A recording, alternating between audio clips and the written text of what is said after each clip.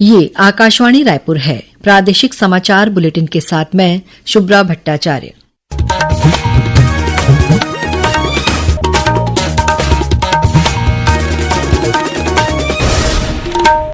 और अब पेश है आज के मुख्य समाचार। प्रधानमंत्री नरेंद्र मोदी ने पीएम धनधान्य कृषि योजना और दलहन में आत्मनिर्भरता मिशन का किया शुभारंभ। छत्तीसगढ़ के दंतेवाड़ा, कोरबा और जशपुर जिले भी शामिल। स्कूल शिक्षा विभाग के निलंबित कर्मचारियों की बहाली पर अब उनकी पदस्थापना शिक्षक विहीन और एकल शिक्षकीय विद्यालयों में की जाएगी। बीजापुर जिले में माओवादियों द्वारा लगाए गए आईईडी की चपेट में आने से एक जवान घायल। दंतेवाड़ा जिले में सुरक्षा बलों ने एक महिला सहित 6 संदिग्धों को किया गिरफ्तार। और मुख्यमंत्री विष्णुदेव साय 12 और 13 अक्टूबर को राजधानी रायपुर में लेंगे कलेक्टर पुलिस अधीक्षक कॉन्फ्रेंस। अब समाचार विस्तार से। प्रधानमंत्री नरेंद्र मोदी ने आज नई दिल्ली में कृषि और इससे जुड़े क्षेत्रों में 42,000 करोड़ रुपए से अधिक की कई परियोजनाओं का लोकार्पण और शिलान्यास किया। श्री मोदी ने 35,000 करोड़ रुपए से अधिक की लागत वाली कृषि क्षेत्र की 2 प्रमुख पहल पीएम धनधान्य कृषि योजना और दलहन में आत्मनिर्भरता मिशन का शुभारंभ किया। प्रधानमंत्री ने कहा कि देश की आत्मनिर्भरता और किसानों के कल्याण के लिए ये 2 नई योजनाएं शुरू की गई हैं। प्रधानमंत्री धन धान्य कृषि योजना और दूसरी दलहन आत्मनिर्भरता मिशन, ये 2 योजनाएं भारत के करोड़ों किसानों का भाग्य बदलने का काम करेगी। इन योजनाओं पर भारत सरकार करीब 35,000 करोड़ रुपए से ज्यादा खर्च करने वाली। साथियों, खेती और किसानी हमेशा से हमारी विकास यात्रा का एक प्रमुख हिस्सा रही। बहुत जरूरी होता है कि बदलते समय के साथ खेती किसानी को सरकार का सहयोग मिलता रहे। प्रधानमंत्री ने बताया कि दलहन में आत्मनिर्भरता मिशन भावी पीढ़ी को आत्मनिर्भर बनाने की योजना है। आज से दलहन आत्मनिर्भरता मिशन भी शुरू हो रहा। ये सिर्फ दाल उत्पादन बढ़ाने का मिशन नहीं है, बल्कि हमारी भावी पीढ़ी को सशक्त बनाने का भी अभियान है। बीते सालों में भारत के किसानों ने रिकॉर्ड खाद्यान्न उत्पन्न किया है। आज भारत दुनिया के सबसे बड़े उत्पादकों में से एक है। श्री मोदी ने कहा कि पीएम धनधान्य कृषि योजना के अंतर्गत पशुधन पर भी विशेष ध्यान दिया जा रहा है। प्रधानमंत्री धनधान्य कृषि योजना और दलहन आत्मनिर्भरता मिशन में छत्तीसगढ़ के दंतेवाड़ा, कोरबा और जशपुर जिलों को भी शामिल किया गया है। इस मिशन के शुभारंभ अवसर पर मुख्यमंत्री विष्णुदेव साय रायपुर स्थित इंदिरा गांधी कृषि विश्वविद्यालय परिसर से वीडियो कॉन्फ्रेंसिंग में कार्यक्रम में शामिल हुए। कार्यक्रम को संबोधित करते हुए मुख्यमंत्री ने कहा कि इस मिशन से प्रदेश में खेती किसानी की तस्वीर बदलेगी और किसानों की आर्थिक स्थिति में सुधार होगा। उन्होंने इस महत्वपूर्ण मिशन में छत्तीसगढ़ के 3 जिलों को शामिल किए जाने पर प्रदेशवासियों की ओर से प्रधानमंत्री के प्रति आभार व्यक्त किया।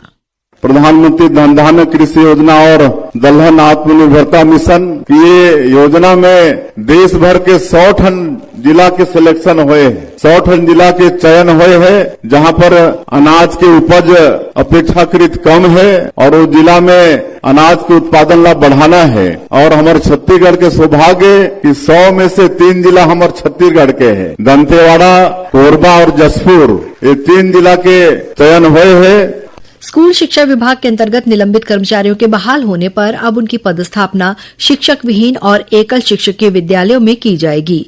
लोक शिक्षण संचालनालय ने जारी आदेश में कहा गया है कि निलंबित कर्मचारियों के बहाल होने पर उनकी पदस्थापना शिक्षक विहीन अथवा एकल शिक्षकीय विद्यालयों में प्राथमिकता के आधार पर की जाए, ताकि विद्यालयों में शिक्षण कार्य सुचारू रूप से संचालित हो सके तथा विद्यार्थियों की पढ़ाई प्रभावित न हो। अब तक निलंबन से बहाल किए गए कर्मचारियों की पदस्थापना जिले और संभाग के अन्य विद्यालयों में की जा रही थी।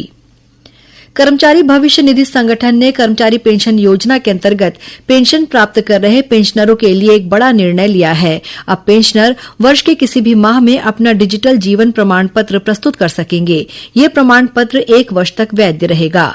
जीवन प्रमाण पत्र को केवल नवंबर माह में जमा कराने की पूर्व अनिवार्यता को समाप्त कर दिया गया है। अब पेंशनर स्वयं अथवा कोई अन्य व्यक्ति मोबाइल ऐप के माध्यम से भी डिजिटल जीवन प्रमाण पत्र जमा कर सकता है। वहीं कर्मचारी भविष्य निधि संगठन के एक अन्य आदेश के मुताबिक ईपीएफओ के अंतर्गत आने वाले सभी संस्थाओं को अपने परिसर के बाहर तथा वेबसाइट और मोबाइल एप्लीकेशन पर अपनी आवश्यक जानकारी प्रदर्शित करनी होगी। बीजापुर जिले में माओवादियों द्वारा लगाए गए आईईडी की चपेट में आने से एक जवान घायल हो गया है। मिली जानकारी के अनुसार एफओबी पुजारी कांकेर कैंप से सुरक्षा बलों की टीम सर्चिंग अभियान पर निकली थी। इसी दौरान प्रेशर आईईडी में विस्फोट होने से कोबरा बटालियन का एक जवान घायल हो गया। घायल जवान को अस्पताल में भर्ती कराया गया है, जहां उसकी हालत खतरे से बाहर बताई गई है। इस बीच दंतेवाड़ा जिले में सुरक्षा बलों ने सर्चिंग अभियान के दौरान बारसूर थाना क्षेत्र के मंगनार इलाके से एक महिला सहित 6 संदिग्धों को गिरफ्तार किया है। इनके पास से आईईडी सहित अन्य माओवादी सामग्री बरामद की गई है। इधर गरियाबंद जिले में पुलिस ने शोभा थाना क्षेत्र के अंतर्गत रक्षा पत्थर इलाके से भारी मात्रा में विस्फोटक दवाइयां और अन्य माओवादी सामग्री बरामद की है। इस विस्फोटक को माओवादियों ने जमीन के अंदर छिपाकर रखा था। प्रादेशिक समाचार आप आकाशवाणी रायपुर से सुन रहे हैं और अब आगे बढ़ते हैं बाकी के समाचारों की ओर।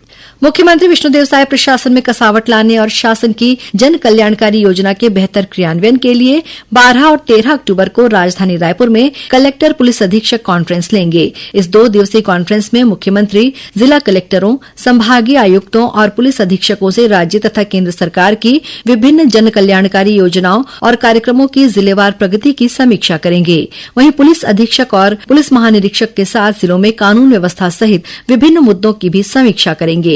इन कलेक्टर्स कॉन्फ्रेंस में वन मंडलाधिकारी भी शामिल होंगे।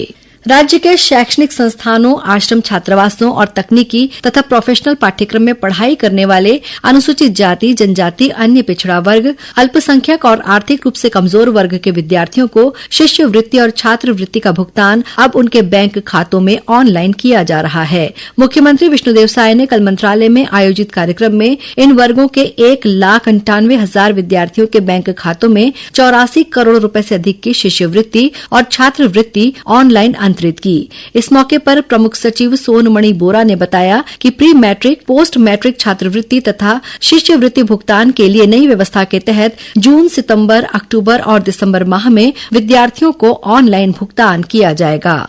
मुख्यमंत्री विष्णुदेव साय ने कहा है कि प्रधानमंत्री नरेंद्र मोदी द्वारा घोषित जीएसटी बचत उत्सव का छत्तीसगढ़ सहित पूरे देश में लाभ मिल रहा है। उन्होंने कहा कि इस ऐतिहासिक जीएसटी रिफॉर्म से कृषि संयंत्रों और उपकरणों की कीमतों में भारी कमी आई है, जिसका फायदा किसानों को हो रहा है। ऐतिहासिक जीएसटी में रिफॉर्म हुआ है और जो 4 स्लैब थे जीएसटी के उसको घटाकर 2 स्लैब कर दिया गया है, 18% और 5%, और कई चीजों में 0% हो गया है। और इससे निश्चित रूप से खाद्यान्न पदार्थों की कीमत में भी कमी आई है और विशेषकर किसानों के कृषि संयंत्र, उपकरण और दवाई वगैरह की कीमत में भी भारी गिरावट आई है।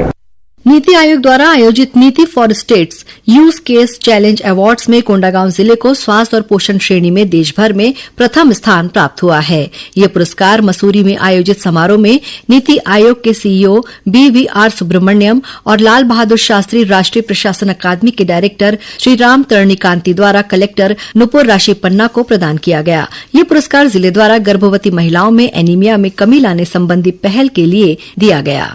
केंद्रीय संचार ब्यूरो क्षेत्रीय कार्यालय जगदलपुर द्वारा बस्तर जिले के ग्राम फरसागुड़ा में आज पोषण माह के अवसर पर विशेष लोक संपर्क और जन जागरूकता कार्यक्रम का आयोजन किया गया। कार्यक्रम का शुभारंभ पूर्व सांसद दिनेश कश्यप ने किया। कार्यक्रम में पोषण आहार विषय पर प्रश्न मंच का आयोजन किया गया। इस दौरान स्वास्थ्य विभाग द्वारा जांच शिविर का आयोजन किया गया, जिसमें 100 से अधिक ग्रामीणों के स्वास्थ्य की जांच की गई। जशपुर में आज से राज्य स्तरीय ओपन शतरंज प्रतियोगिता शुरू हो गई है। इसका शुभारंभ विधायक रायमुनि भगत ने किया। छत्तीसगढ़ राज्य शतरंज एसोसिएशन के सहयोग से आयोजित इस 3 दिवसीय प्रतियोगिता के पहले दिन 204 खिलाड़ियों ने हिस्सा लिया।